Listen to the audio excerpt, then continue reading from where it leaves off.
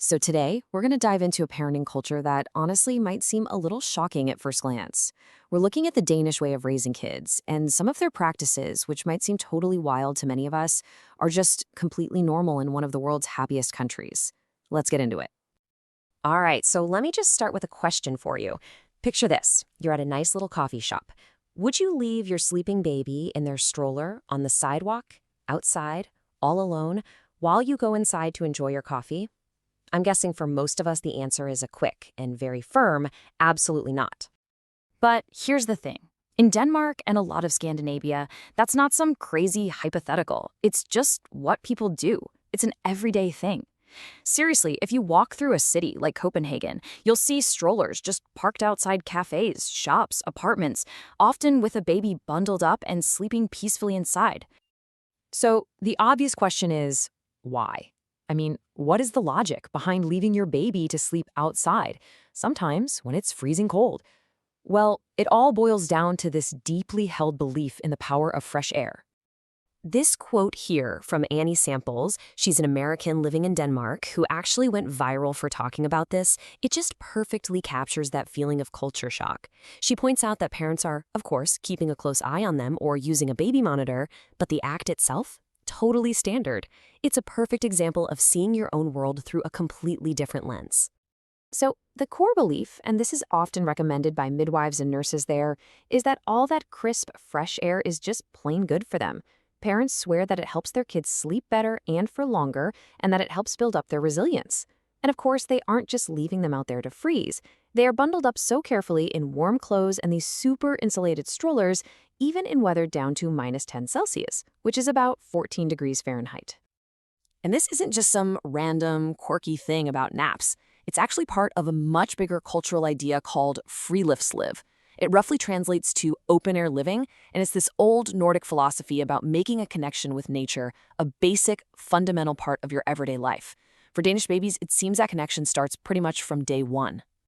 Okay, so this trust in nature and fresh air, it goes way beyond just nap time. It actually extends to a much broader philosophy of childhood, one that's all about embracing play, encouraging a little bit of risk, and really fostering independence from a super early age. And nothing, I mean nothing, captures this better than this story. A Danish professor was asked to find one single image that represented Danish childhood. And what did she pick? A photo of a little girl happily using a very real and very sharp saw. The whole idea is that kids learn by doing, and that includes doing things that many other cultures might see as way too dangerous.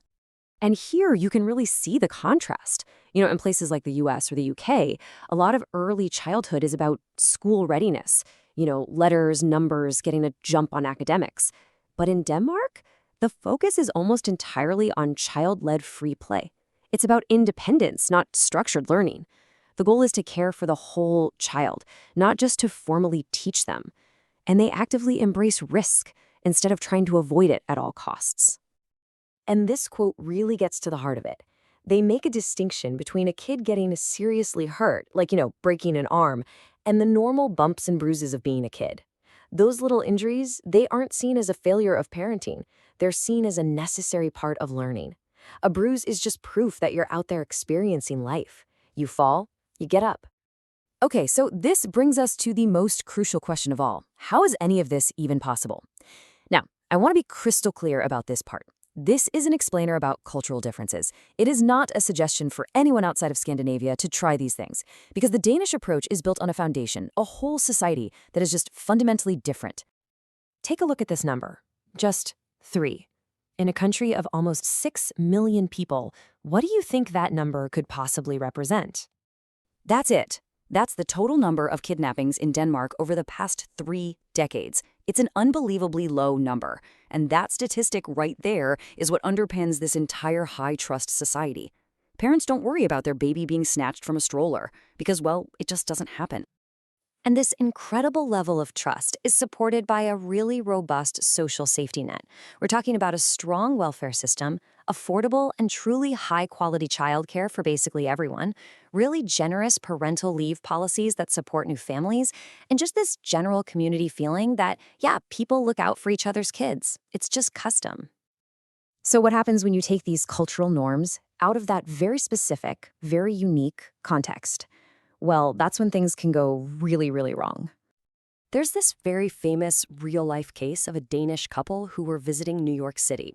And they did what they would do any day of the week back home.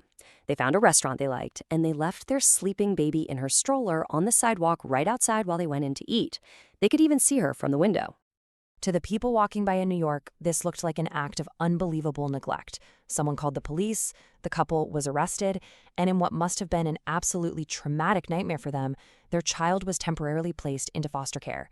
It was just this profound, painful cultural misunderstanding that shows how context is, well, it's everything.